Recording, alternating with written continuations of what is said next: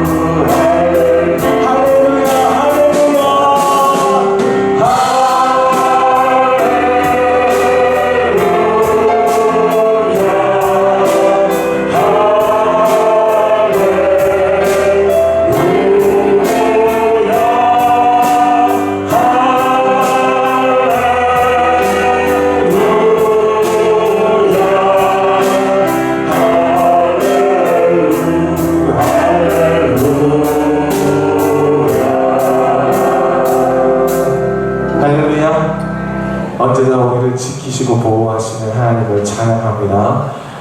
우리 하나님 한 번 더 나를 그리고 하나님의 음성을 우리 함께 찬송하시겠습니다.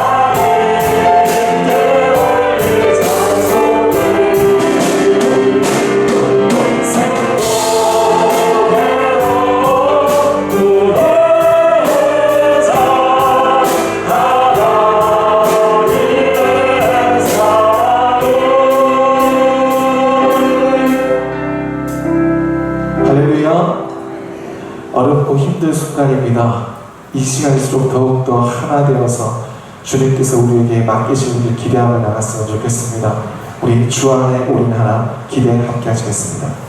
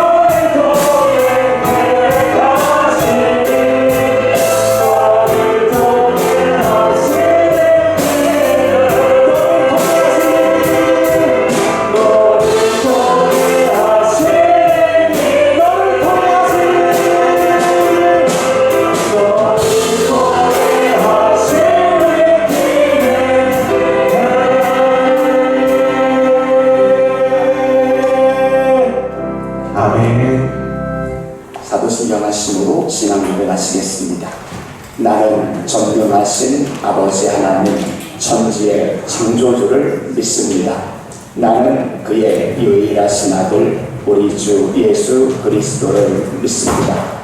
그는 성령으로 잉태되어 동정녀 마리아에게서 나시고 본디오 빌라도에게 고난을 받아 십자가에 못 박혀 죽으시고 장사된 지 사흘 만에 죽은 자 가운데서 다시 살아나셨으며 하늘에 오르시어 전능하신 아버지 하나님 우편에 앉아 계시다가 거기로부터 살아있는 자와 죽은 자를 심판하러 오십니다.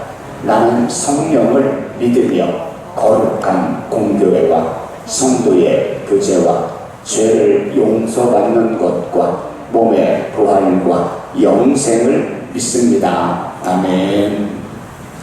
교동문 18번 시편 31편입니다.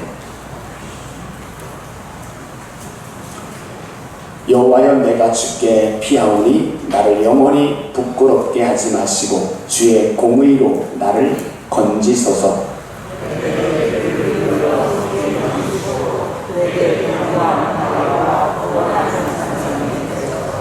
주는 나의 반석과 산성이시니 그러므로 주의 이름을 생각하셔서 나를 인도하시고 지도하소서.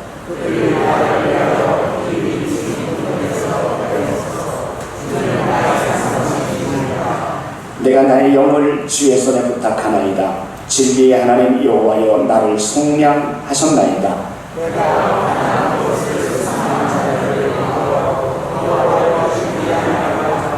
내가 주의 인자하심을 기뻐하며 즐거워할 것은 주께서 나의 고난을 보시고 환난 중에 있는 내 영혼을 아셨으며 나를 원수의 수중에 가두지 아니하셨고 내 발을 넓은 곳에 세우셨음이니이다. 아멘.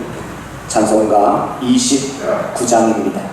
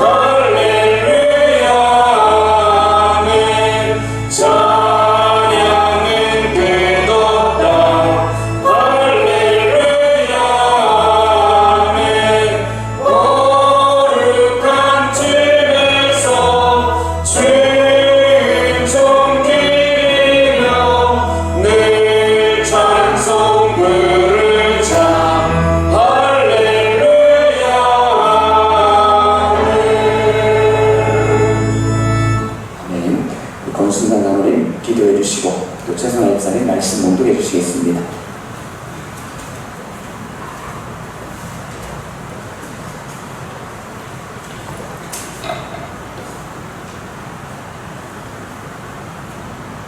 주님을 앙망하고 의지하는 자에게 새 힘을 주시는 능력의 하나님, 주님 주시는 푸르름이 넘치는 계절을 허락하시고 지난 한 주간도 주님의 은혜로 보호하여 주셔서 오늘 주님 앞에 예배할 수 있도록 이끌어 주신 주님, 은혜에 감사드리며 영광의 경배와 찬양을 올려드립니다. 한없는 용서를 베푸시는 자비의 하나님, 지난 주일 저희들 주님 전을 떠나며 하나님 말씀대로 살겠다고 고백했던 저희들이지만 주님의 말씀대로 살지 못하였고 세상 삶에 바빠 주님 사랑을 잊고 주님의 자녀로서의 삶을 살지 못했습니다. 이 시간 저희의 허물을 고백하고 회개하오니 용서하시고 주님의 선하심 안에서 새 힘을 얻어서 주님의 선한 능력으로 살아가게 하시옵소서. 이 나라와 이 민족을 사랑하시는 하나님, 하나님의 보호하심이 없었다면 바로 설 수 없는 나라임을 깨닫습니다. 이 나라의 국민을 위해 몸과 마음을 바친 선열들의 희생 외에 부유한 나라로 우뚝 선 것을 우리는 압니다.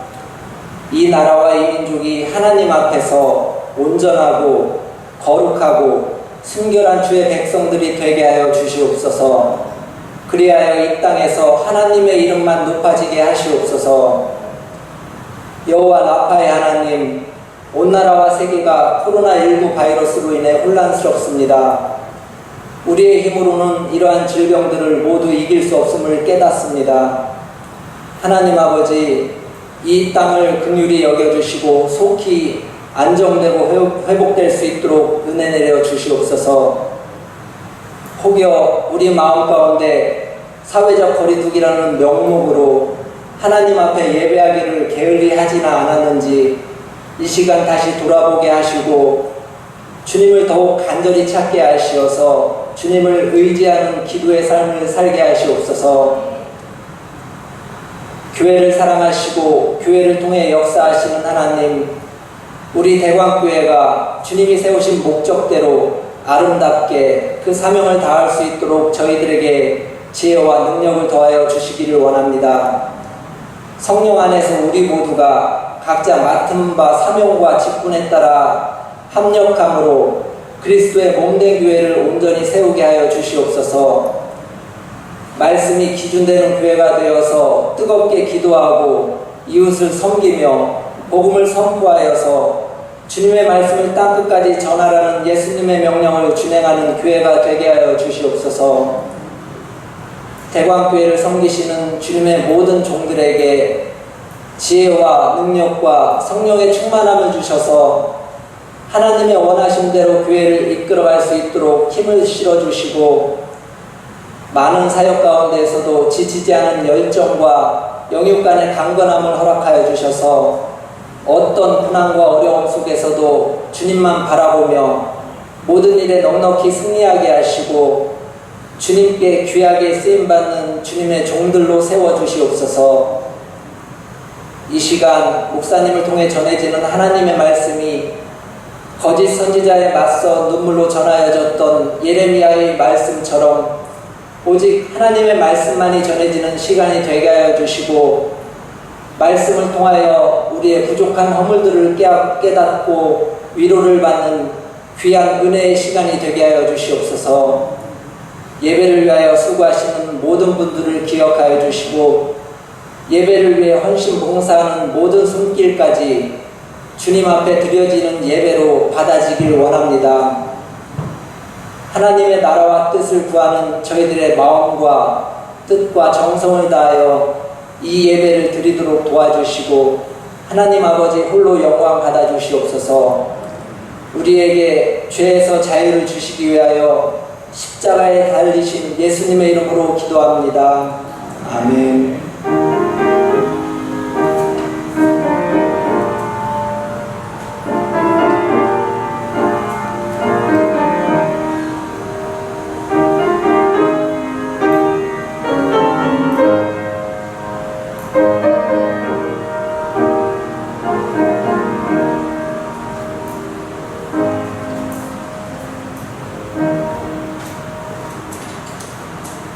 오늘 우리에게 주신 하나님의 말씀은 로마서 9장 1절에서 5절 말씀입니다.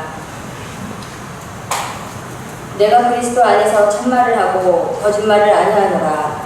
나에게 큰 근심이 있는 것과 마음에 그치지 않는 고통이 있는 것을 내 양심이 성령 안에서 나와 더불어 증언하노니 나의 형제 곧 보류의 친척을 위하여 내 자신이 저주를 받아 그리스도에게서 끊어질지라도 원하는 바노라. 그들은 이스라엘 사람이라. 그들에게는 양자됨과 영광과 언약들과 율법을 세우신 것과 예배의 약속들이 있고 조상들도 그들의 것이요 육신으로 하면 그리스도가 그들에게서 나셨으니 그는 만물 위에 계셔서 세세의 찬양을 받으실 하나님이시니라. 아멘. 이 말씀은 살아계신 하나님께서 우리에게 주신 말씀입니다.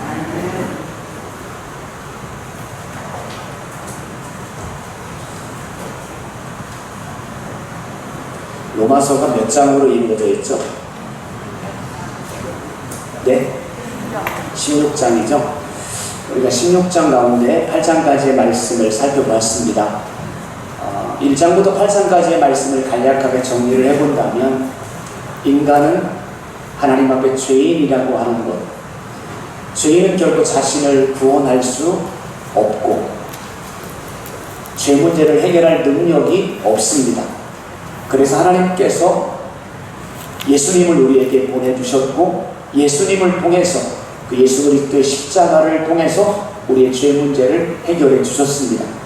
우리가 할 것은 그 모든 사실을 믿음으로 받아들이고 예수 그리스도를 내 안에 모셔드릴 때 의롭다함을 얻게 됩니다. 예수님을 우리 안에 모셔드림으로 우리는 죄에 대해서 죽은 자요 그리스도 안에서 살아있는 자인 걸 우리가 확신하며 살아가면 되고, 특별히 예수님을 우리 안에 모셔드림과 동시에 성령이 우리 안에 임하게 되죠. 그 성령님은 우리 안에서 우리를 위해서 간구하고 계신다라고 말씀합니다. 근데 여기서 끝이 아니죠. 하나님과 우리 사이의 관계를 시기하는 사단이 끊임없이 우리를 정죄합니다. 우리의 죄를 지적하고 고발합니다. 그래서 사도 바울은 마지막 8장에서 그렇게 외칩니다. 아무리 사단이 우리를 정죄할지라도 누구도 우리를 그리스도의 사랑에서, 하나님의 사랑에서 끊을 수 없다라고 확신에 찬 고백으로 8장이 끝나게 됩니다. 8장의 마지막은 탄송입니다. 환호성입니다. 확신에 찬 사도 바울의 기쁨의 고백입니다. 그런데 9장으로 넘어오면서 분위기가 바뀌어집니다. 1절, 2절 말씀을 한번 읽어봅니다. 1절, 2절 말씀 시작.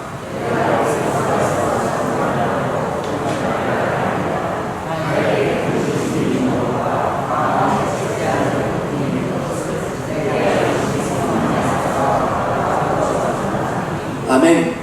그렇게 8장 끝에서 기쁨의 환호성의 고백을 했던 사도 바울이 9장에 와서는 분위기가 큰 근심이 있고 그치지 않는 고통이 있다라고 말합니다. 뭔가 탄식하고 답답해하는 모습을 엿볼 수 있습니다. 왜 그러냐면 예수님 믿지 않는 동족들, 유대인들 때문에 그렇습니다.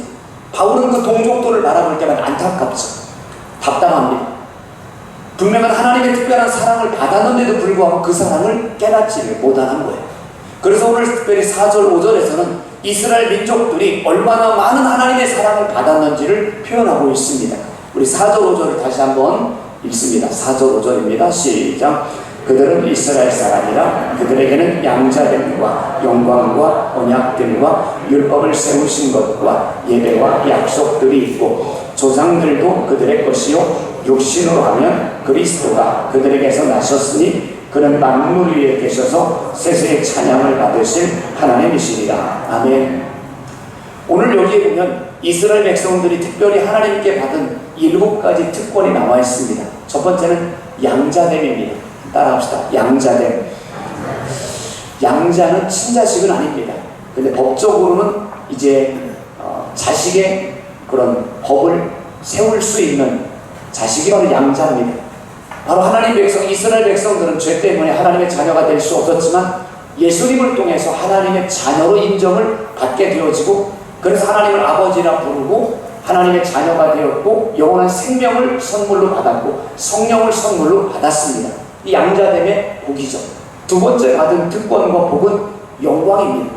그러니까 하나님의 영광을 보았어요. 영광을 보았다는 건 하나님의 임재를 경험한 거죠. 하나님이 우리와 함께 하심을 느낀 거죠. 모세가 경험했습니다. 솔로몬이 성전에서 경험했습니다. 에스겔이 환상 중에 경험했습니다. 하나님이 이곳에 임하고 있다는 환상과 임재를, 영광을 보았습니다. 세 번째는 언약들입니다. 하나님은 이스라엘 백성들에게 믿음의 선진들을 통해서 수많은 약속들을 했습니다. 아담을 통해, 노아를 통해, 아브라함, 모세, 다윗을 통해 약속합니다. 그 약속을 한결같습니다. 너희는 내가 택했다. 너희는 나의 자녀다. 내가 너희에게 은혜와 복을 주겠다라고 약속한 겁니다. 이런 약속은 오직 이스라엘 민족에게만 허락하신 약속입니다. 거기다가 네 번째는 율법입니다. 율법은 하나님의 말씀이잖아요. 이스라엘 백성들에게만 이렇게 지킬 것을 주셨어요. 그 다음에 예배. 아무나 하나님 예배할 수 있는 게 아닙니다. 하나님의 택함을 받은 이스라엘 백성들만 예배할 수 있습니다. 그래서 성막을 통해서 예배할 수 있었고요. 때로는 성전을 통해서 예배할 수 있었고, 성전이 무너진 뒤에는 회당을 통해서 하나님을 예배하게 되었던 거죠. 그 다음에 수많은 약속들이 있었고, 마지막 7번째는 그리스도가 이스라엘 땅에 임한 거죠. 여러분, 이것이 얼마나 귀한 복입니까? 만약 예수님께서 우리 대전에 태어났다면 대전이 성지가 되는 거죠. 많은 사람들이 대전으로 성지순례 오게 될 겁니다. 근데 예수님이 유대 땅 베들레헴에 태어났기 때문에 그곳이 거룩한 성지가 되었죠. 얼마나 복입니까? 예수님이 수많은 나라들 가운데 그 이스라엘 땅에 태어났다는 것, 이건 복 중의 복 아니겠습니까? 이처럼 7가지만 보여주더라도 이스라엘 민족들은 하나님의 특별한 사랑을 받았어요. 엄청난 특권을 받았습니다. 그런데 문제는 뭐냐면 그런데도 예수님을 믿지 않은 거예요. 그 예수님이 하나님이 보내신 자인 걸 인정하지 않습니다. 예수님이 우리의 죄 문제를 해결해 주시는 구원자로 받아들이지 않습니다. 그것이 사도 바울에게는 안타까운 거죠. 그리고 나중에는 근심이 되고 답답하고 고통이 된 겁니다. 그러면 사도 바울이 그 상황을 보고 엄청난 결단, 고백을 합니다. 3절 말씀을 한번 읽어봅니다. 3절 시작.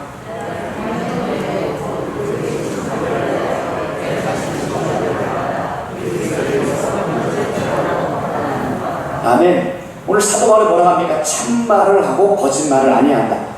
오늘 사도 바울이 하는 말이 그냥 하는 말이 아니에요. 진짜 바울의 마음에서 우러나오는 말인데 그 말이 뭐냐면 내 동족을 구원할 수만 있다면, 내 민족 이스라엘 백성들이 구원받을 수만 있다면, 내가 저주를 받아서 그리스도에게 끊어질지라도, 내가 버림받을지라도 나는 그렇게 하고 싶다라고 하는 고백입니다. 여러분 8장의 결론이 뭐라고 그랬죠? 그 어떤 것도, 환난이나 시련이나 역경 어떤 것도 우리를 그리스도의 사랑에서 끊을 수 없다라고 말했죠. 그런데 오늘 사도 바울은 내가 그리스도에게 끊어질지라도 내 동족을 구원할 수만 있다면 나는 기꺼이 그렇게 하고 싶습니다 라는 고백이에요. 물론 하나님과 우리 사이의 관계는 누구도 끊을 수 없습니다.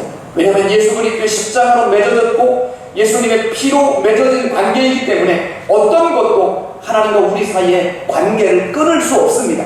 그럼에도 사도 바울이 이런 표현을 했다는 건 뭐예요? 그 정도로 내 동족을 구원하고 싶다는 거예요. 내 동족을 구원할 수 있는 길이 있기만 하면 나는 어떤 희생, 어떤 것도 내가 기꺼이 하겠다고 하는 마음이죠. 여러분 자녀가 아파가지고 끙끙대면서 병상에 누워있어요. 죽음을, 문턱을 오락가락합니다. 그 모습을 바라본 부모님의 심정들은 어떻겠어요? 가슴이 메워지죠. 찢어지죠. 그러면서 뭐라 합니까? 차라리 내가 아팠으면, 차라리 내가 아팠으면 좋겠다. 그런 이야기 하잖아요. 아플 수 없잖아요. 대신 아플 수 없지만 안타까운 내가 할 수 있으면, 오늘 사도 바울이 그거예요. 그리스도와의 관계가 끊어질 수 없지만 내 동족이 구원받을 수만 있다면 내가 뭐라도 하겠습니다. 이것이 오늘 동족을 구원하기를 원하는 사도 바울의 애끓는 심정입니다. 바울이 이렇게 애끓는 심정을 갖고 있었던 이유가 뭐냐면 자신이 경험했기 때문에 그렇습니다.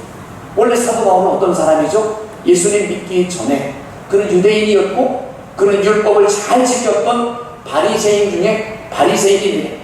예수 믿는 사람들을 잡아다가 가두고 오히려 핍박했던 사람입니다. 단순히 잡아 가두는 정도가 아니라 예수 믿는 것들을 잡아놓고 감옥에 가두는 게 자기의 사명인 것처럼 열정적으로 핍박을 합니다. 사도행전 8장에 있는 그런 표현이 있어요. 교회를 잔멸할세. 사도 바울이 그랬어요. 교회를 아주 잔멸, 다 쓸어버리겠다, 이런 마음으로 핍박합니다. 거기다가 예수 믿는 사람들이 각 가정에 들어가서 그들을 끄집어내서 감옥에 가두는 일도 했습니다. 나중에는요, 살기가 등등했다는 표현도 합니다. 얼마나 사도 바울이 예수 믿는 사람들을 핍박했는지를 느껴볼 수 있어요. 거기다가 초대교회 7 집사님 있잖아요. 그 가운데 가장 열심적으로 성령의 충만한 가운데 사역했던 스데반 집사님을 죽이는데 가장 앞장서서 대모하고 가장 앞장서서 스데반을 죽였던 일에 참여했던 사람이 사도 바울입니다. 거기다가 다메섹이라고 하는 곳에 예수 믿는 사람들이 많이 있다는 정보를 듣고 거기까지 가서 내가 그들을 끄집어 오겠습니다 라고 허가장까지 받아서 다메섹을 향해 갈 정도로 사명이 투철했던 사람이 사도 바울입니다. 그런데 그 다메섹 앞에서, 다메섹 길에서 부활하신 예수님을 만납니다. 사울아 사울아 네가 어찌하여 나를 핍박하느냐. 누구시죠? 나는 네가 핍박하는 예수다. 그 부활하신 예수님을 만남으로 사도 바울이 완전히 꼬꾸라집니다. 육신의 눈이 멀어요. 그 예수님의 부활의 영광의 광채를 보고 눈이 멉니다. 그리고 그 상황을 통해서 그의 가치관이 변합니다. 그의 인생이, 그의 신앙관이 완전히 무너집니다. 지금까지 살아왔던, 믿고 왔던 모든 신앙관이 무너지고 그는 예수님을 만남으로 새로운 가치관, 새로운 신앙으로 세워지게 되는 거죠. 과거의 바울은 죽고 새로운 바울로 태어납니다. 그러면서 그걸 상징적으로 보여주는 것이 바울의 눈에서 비늘이 벗겨지게 됩니다. 새로운 영적인 세계를 경험하며 예수님이 어떤 분인가를 분명히 깨닫습니다. 이 예수님은 정말 구약에서부터 예언했던 바로 그 메시아인 것을 깨닫게 됩니다. 이 예수님을 통해서만이 우리의 죄 문제가 해결될 수 있다는 사실을 깨닫게 됩니다. 그리고 이 예수 그리스도를 나의 주님으로 받아들이게 됩니다. 예수님을 마음에 받아들이고 나니 견딜 수 없어. 그 예수님이 부어주시는 기쁨과 감격이 헤아릴 수 없어서, 견딜 수 없어서 이제 이 예수 그리스도를 많은 사람들에게 전하는 복음의 증인으로 삽니다. 세 번의 전도 여행을 통해서 수많은 영혼들에게 예수 그리스도가 하나님이 보내주신 구원자요 메시아인 걸 외칩니다. 그러면서 가는 곳곳마다 교회를 세우고 하나님의 살아계심을 증거합니다. 바울이 그랬잖아요. 자기도 옛날에는 예수 믿는 사람들을 핍박했지만, 예수님을 배척했지만, 예수님을 만나고 났더니 내 지난날의 삶이 잘못되었다는 것을 깨닫습니다. 그런데 자기의 동족들은 아직도 이 사실을 깨닫지 못하고 여전히 복음을 배척하며 예수 그리스도를 외면하는 모습을 보니 사도 바울이 답답한 것. 그래서 내 동족을 살릴 수만 있다면, 구원할 수만 있다면 나는 어떤 것도 하겠습니다라고 결단하게 되는 거죠. 오늘 사도 바울의 모습을 통해서 알 수 있는 건 그 사도 바울의 마음 가운데 있는 예수 그리스도를 보게 됩니다. 여러분, 예수님을 믿는다는 게 뭐죠? 예수님이 우리 안에 거하시는 거죠. 예수님이 우리 안에 거하시면 우리 안에 삶의 변화가 일어나게 되는 거죠. 여러분, 산모들이 아이를 잉태하죠. 그러면 다양한 변화가 나타나죠. 신체적인 변화가 일어납니다. 감정적인 변화들이 나타나게 돼요. 그리고 식생활의 변화가 나타나요. 우리 그걸 뭐라고 그러죠? 입덧이라고 말하죠. 입덧을 하면 완전 식생활의 변화가 돼요. 전에는 그렇게 좋아했던 것이 안 땡기는 거예요. 냄새도 맡기 싫은 거예요. 반면에 전에는 쳐다보지도 않고 먹지도 않았던 그런 음식들이 자꾸 생각이 나고 땡기죠. 이것이 바로 입덧이죠. 저희 집사람이 우리 첫 아이를 잉태했을 때 돼지갈비를 사달라고 하더라고요. 저희 집사람은 고기를 별로 안 좋아해서 돼지갈비를 거의 먹어본 적이 없습니다. 돼지갈비를 사달라고 그래서 경상북도 경산에 있는 흑돼지갈비를 참 많이 먹였습니다. 우리 아들은 돼지갈비의 작품이다 이렇게 이야기가 됩니다. 입덧이 하니까요 사람이 새롭게 바뀌더라고요. 그럼 왜 그래? 내 안에 작은 생명의 잉태함으로 내 삶의 모든 것들이 변하게 되는 거예요. 내 안에 생명이 잉태함으로 변화가 일어나는데, 예수님을 믿는다는 건 우리 안에 하나님이 오신 거예요. 하나님의 영인 성령이 우리 안에 오신 거예요. 하나님이 우리 안에 임하셨을 때 내 안에 변화가 일어나는 것이 정상이죠. 아무런 변화가 없다면 그건 문제입니다. 예수 믿지 않는 겁니다. 정말 예수님을 제대로 믿는다면 내 안에 끊임없는 변화가 일어나게 되는 거죠. 사도 바울이 그랬잖아요. 수많은 변화 가운데 그의 삶의 기준이 바뀌었잖아요. 전에는 자기의 모든 학벌을 자랑했습니다. 내가 로마 시민권자인 걸 자랑했습니다. 그런데 예수님을 만나고 났더니 그건 아무런 가치가 없습니다. 다 배설물처럼 버려버립니다. 사도 바울의 자랑하는 오직 한 가지밖에 없습니다. 우리 주 예수 그리스도의 십자가 외에는 내가 결코 자랑하지 아니하노라.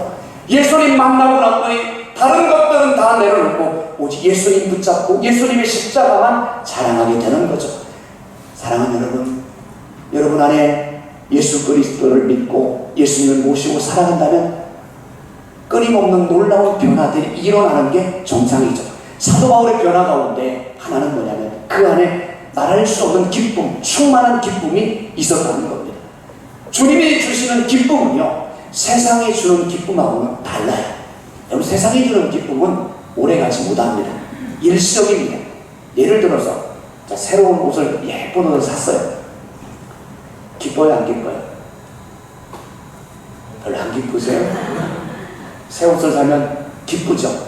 거울 앞에서 그 옷을 입어보고 아우 왜 이렇게 이쁘지? 왜 이렇게 잘 어울리지? 거의 퍼펙트하네. 아우 완벽하네. 나의 외모에 취해 있잖아요.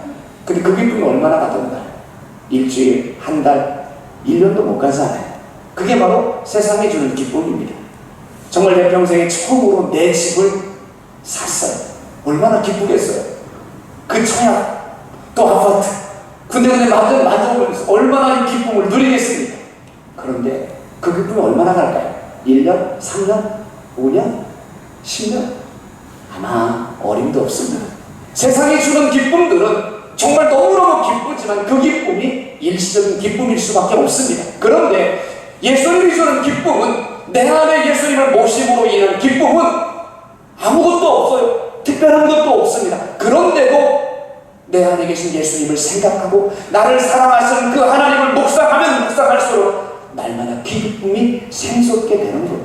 어제도 기뻤는데 오늘도 달라진 게 없지만 내 안에 계신 예수님을 묵상하며 그분의 놀라우신 은혜와 사랑을 깨닫게 되면 오늘도 예수님 때문에 기뻐하게 되어지고 날마다 새로운 기쁨을 경험하게 돼요. 그 예수님이 주는 기쁨은요, 누구도 빼앗아갈 수가 없는 겁니다. 사도행전 16장에 보면 사도 바울이 빌립보 지역에 복음을 전하다가 붙잡혀요. 매를 맞고 감옥에 갇힙니다. 발에는 차고가 채워집니다. 제대로 먹지도 못했겠죠. 아무것도 없어요. 할 수 있는 것도 없어요. 그런데 그 어두침침한 지하 감옥에서 사도 바울이 뭘 합니까? 갑자기 하나님을 향해 찬양하고 기도하기를 시작합니다. 여러분, 찬양이 그냥 나오지 않잖아요. 근데 사도 바울은 그 상황에서 찬양합니다. 기도합니다. 그 찬양과 기도가 얼마나 강력했던지 온물이 흩날릴 정도의 강력한 찬양과 기도가 나오게 되는 거죠. 그 찬양과 기도의 원천이 뭘까요? 바울 안에 있었던 예수님, 그 안에 있었던 예수 그리스도, 그분을 생각할 때 환경적으로 너무 힘들고 매를 맞아서 고통스럽고 아프지만 내 안에 있는 예수님 때문에 이 기쁨과 감격을 주체할 수가 없어서 찬양의 고백이 나오게 된 거예요. 다 잃은 것 같았지만, 다 빼앗긴 것 같았지만 사도 바울의 마음속에 있는 예수님만큼은 누구도 빼앗지 못했던 겁니다. 사랑하는 여러분, 우리 안에 이런 기쁨이 날마다 흘러넘치기를 주의 이름으로 축원합니다. 스데반 집사님 돌에 맞아 죽었잖아요. 그런데 그의 모습을 어떻게 표현합니까? 사도행전 7장에 그의 천사의 얼굴과 같다라고 표현합니다. 아니, 어떻게 돌에 맞아서 피를 흘려 죽어가는 사람의 얼굴이 천사의 얼굴이 될 수 있을까요? 그 다음 말이 그렇게 표현합니다. 영안이 열린 거예요. 하늘 보좌를 본 겁니다. 그 보좌에 하늘에 앉아 계신 예수 그리스도를 볼 수 있는 영적인 눈이 뜨이게 된 거예요. 그 예수님을 바라보는 순간 스데반의 얼굴에 말할 수 없는 기쁨이 넘치게 되어지고 남들이 볼 때는 천사의 얼굴같이 환한 빛이 드러나게 된 겁니다. 몸은 힘들지만 고통스럽지만 예수님을 바라보았기에 그런 은혜를 누리게 된 겁니다. 히브리서 11장에 보면 수많은 믿음의 선진들에 대한 이야기들이 나와요. 마지막 결론에 그렇게 되어 있습니다. 그들은 고난과 채찍질을 당했고 돌에 맞았고 칼에 찔림을 당했고 톱에 켜임을 당했고 수많은 학대를 당했다라고 말합니다. 그 엄청난 고난과 역경과 환난을 경험했지만 그들은 그들 안에 있는 예수님을 빼앗아가지 못했습니다. 그들 안에 여전히 예수 그리스도가 남아있었던 겁니다. 그런데 그 다음 표현이 그렇습니다. 세상이 감당하지 못합니다. 믿음의 사람은 세상이 감당할 수 없습니다. 내 안에 예수 그리스도를 모시고 살아가는 사람은 그 어떤 사람도 감당할 수 없습니다. 사랑하는 여러분, 우리 안에 예수 그리스도를 날마다 모시고 살아감으로 세상이 감당할 수 없는 하나님의 사람으로 살아가시기를 주의 이름으로 축원합니다. 나는 기뻐요, 정말 기뻐요, 주 예수 사랑 기쁨 내 맘에. 나는 기뻐요. 너무 기뻐요. 예수 그리스도가 부어주시는 그 은혜 때문에 나는 기뻐요. 우리 사도 바울이 경험했던 그 예수님이 주시는 기쁨, 우리의 매일매일 삶 가운데서 이 기쁨을 누릴 수 있기를 주님의 이름으로 축원합니다. 또 한 가지 바울에게 있었던 것은 기쁨뿐만이 아니었습니다. 그 그 기쁨을 전하고 싶은 마음이 간절했던 거예요. 그래서 오늘 동족들에게 이 예수님을 전하고 싶었던 거예요. 여러분 그렇잖아요. 내 안에 기쁜 소식을 품고 있는 사람은 가만히 있지를 못해요. 이 소식을 누군가에게 전하고 싶은 마음이 간절하죠. 여러분 자녀가 학기말고사에서 전교 1등을 먹었어요. 가만히 있을 부모가 어디 있겠어요? 동네 방네 집사님, 원사님, 언니, 오빠, 아버지 다 전화해서 만나서 우리 아들 전교 1등 먹었다. 당연한 거죠. 저라도 그렇게 할 겁니다. 왜? 그 기쁜 소식을 너무 기쁘니까 누구에게 말하고 싶은 거예요. 자녀가 이 어려울 때 수백 대의 경쟁률을 두고 정말 좋은 직장에 합격했다. 가만히 있을 부모가 어디 있습니까? 여기저기 자랑하는 거죠. 우리는 내 안에 기쁜 소식을 안고 있으면 그 소식을 누군가에게 전하고 싶은 열망이 있는 거예요. 오늘 사도 바울 안에 그런 기쁨이 있었던 겁니다. 내가 만난 예수님, 내가 경험했던 그 예수 그리스도, 나를 죄악에서 건져주신 그 하나님의 은혜를 깨닫고 났더니 이걸 전하지 않고는 견딜 수 없어요. 그래서 3번의 전도 여행을 한 거예요. 얼마나 힘들었겠어요. 그럼에도 그 안에 있는 기쁨을 주체할 수 없어서 가는 곳곳마다 예수 그리스도를 외치게 된 거죠.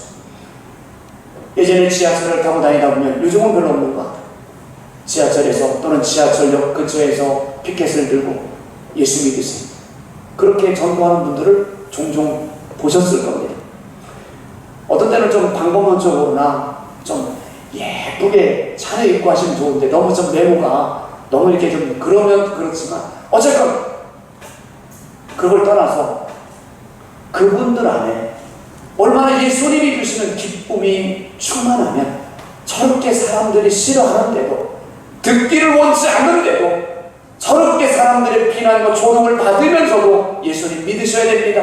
예수님 안에 참 구원이 있습니다. 이 메시지를 저렇게 외칠 수 있을까? 그들 안에 분명히 예수님 만난 기쁨이 있었기 때문에 그런 것 아니겠습니까? 오늘 사도 바울 안에 이런 기쁨이 있었어요. 그런데 그 기쁨을 깨닫지 못하는 동족들이 안타까워서 그 동족을 구원하고 싶은 애절한 마음으로 구원할 수만 있다면 내 모든 걸 내려놓겠다라고 고백하게 된 겁니다. 여러분 안에 이런 기쁨이 있나요? 여러분 안에 오늘 사도 바울이 전하지 않고는 견딜 수 없었던 이런 복음에 대한 간절함이 여러분의 마음속에도 있습니까?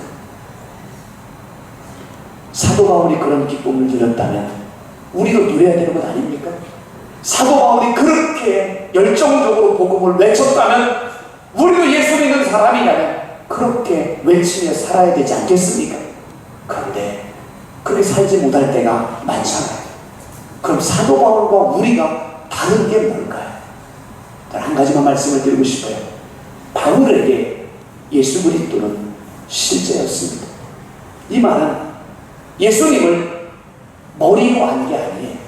예수님을 지식적으로 그분은 하나님의 아들이야, 그분이 나를 위해 십자가에 죽으셨어, 다시 살아나셨어, 부활하셨어, 머리로 예수님을 안 것이 아니라 그 예수 그리스도가 오늘도 살아계셔서 내 안에 거하시고, 오늘도 그 예수님이 살아계셔서 내 삶을 다스리시고, 오늘도 그 예수님이 나를 사랑하시고 여전히 내 삶을 인도해 가신다고 하는 분명한 확신이 그의 마음 가운데 있었던 거죠.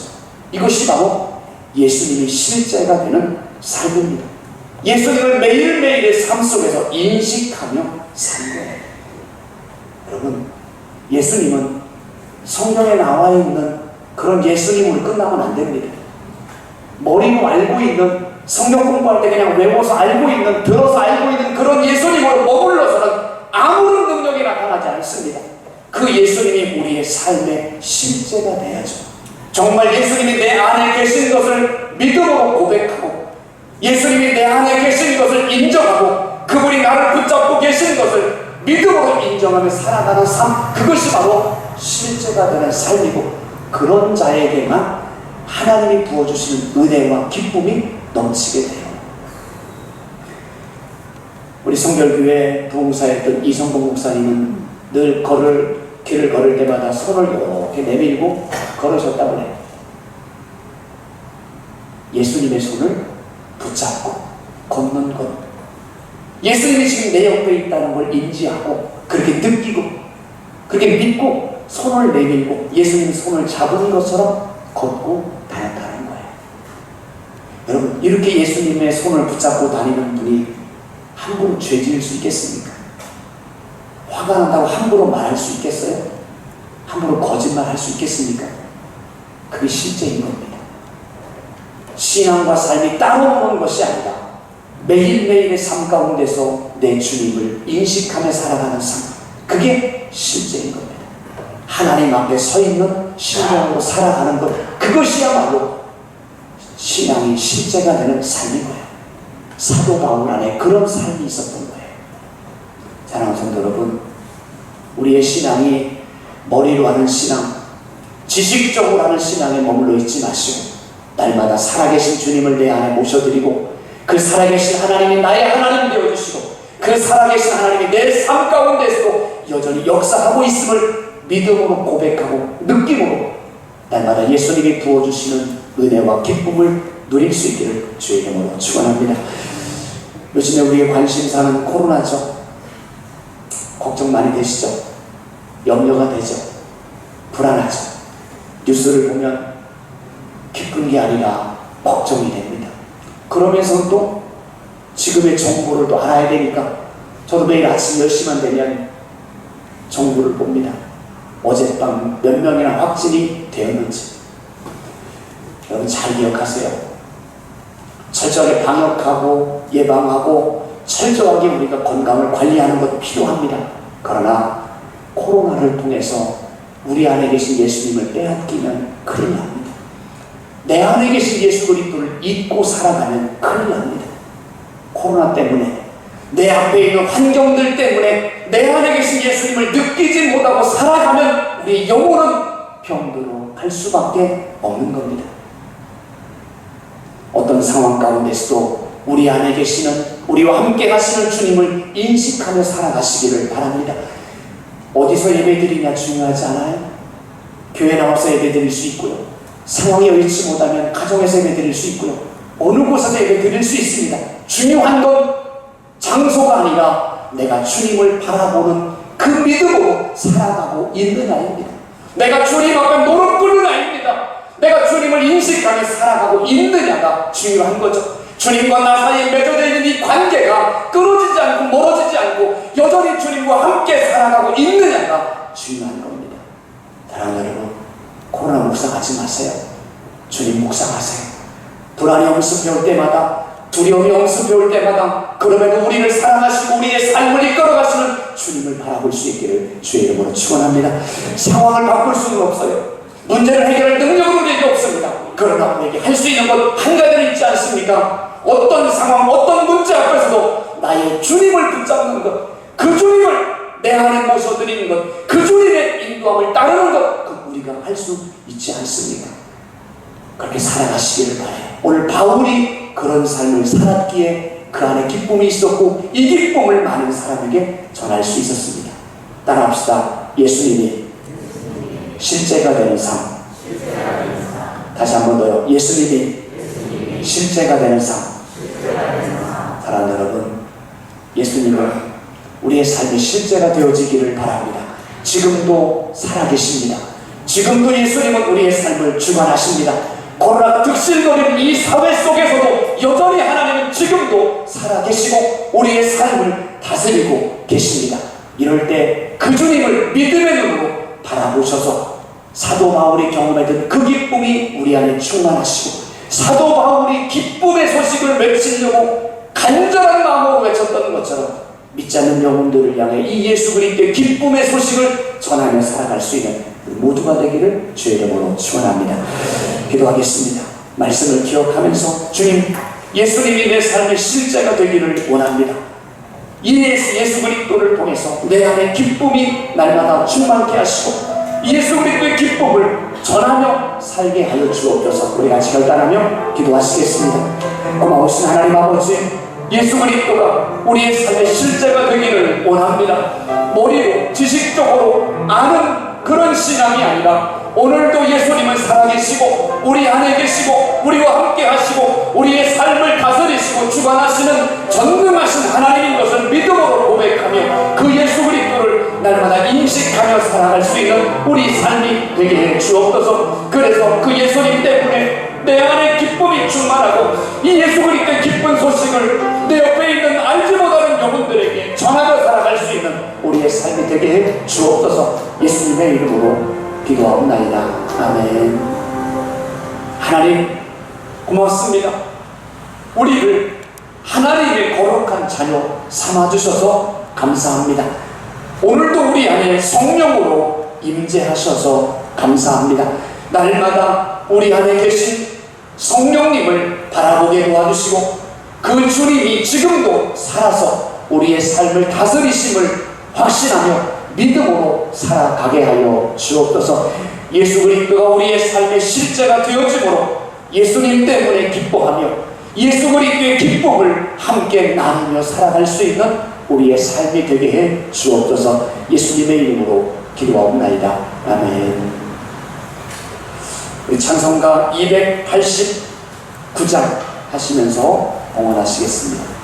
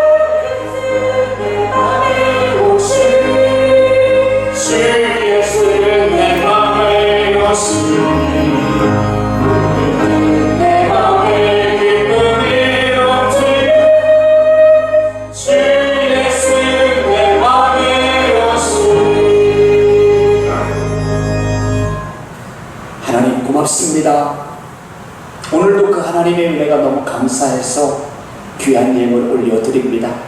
하나님 우리의 드린 예물을 기쁘게 받아주시고 하나님의 영광을 위해 하나님의 나라를 위해 많은 영혼을 살리는 일에 온전히 사용하여 주옵소서. 드린 손길들을 축복합니다. 많이 힘들고 어려운 중에도 우리 하나님 우리의 생업을 붙잡아 주옵소서. 물질로 고통당하지 아니하도록 때를 따라 채우시고 공급하여 주옵소서. 우리의 자녀들, 우리의 손주들의 삶도 저들의 진로도 선하게 인도해 주셔서 범사의 감사의 고백들이 많아지게 하여 주옵소서. 예수님의 이름으로 축복하며 기도하옵나이다. 아멘. 교회 소식을 전하겠습니다. 코로나19 상황 때문에 많이 어려우시죠?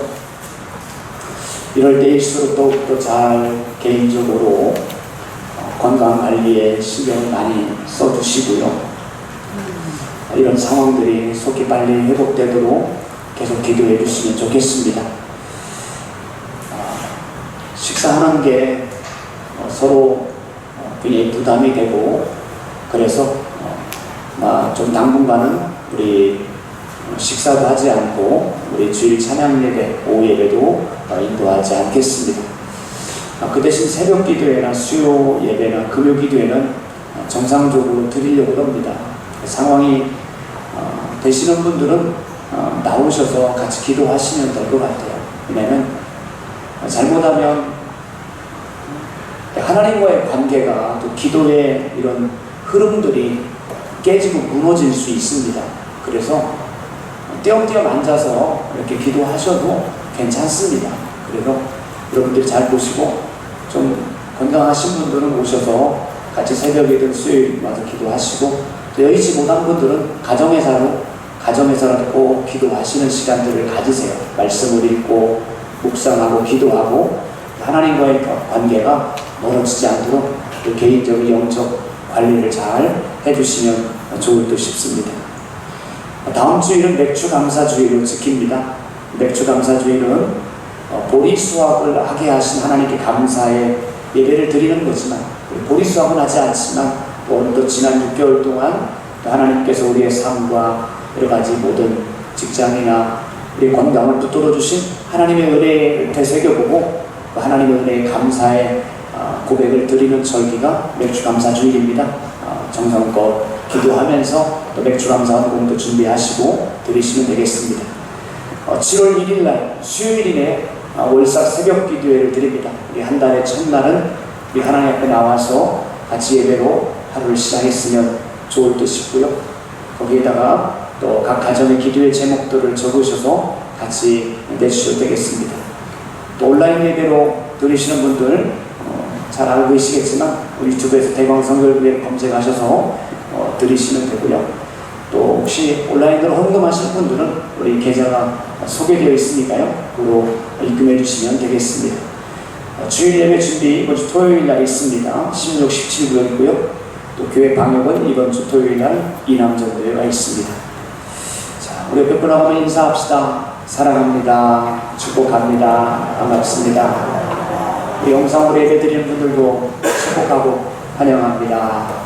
한 주간도 승리하시기 바랍니다. 다 같이 일어나셔서 우리 파송의 노래 부르시겠습니다.